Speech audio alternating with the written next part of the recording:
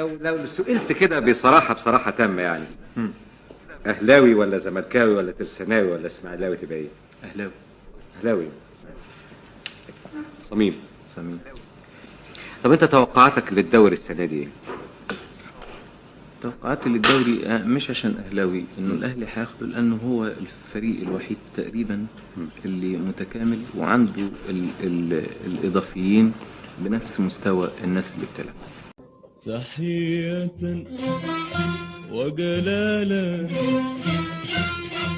تحية وجلالا أيها النادي، فأنت زين النوادي، حلية الوادي، مفخرة سجلت فيها من الأمجاد، مفخرة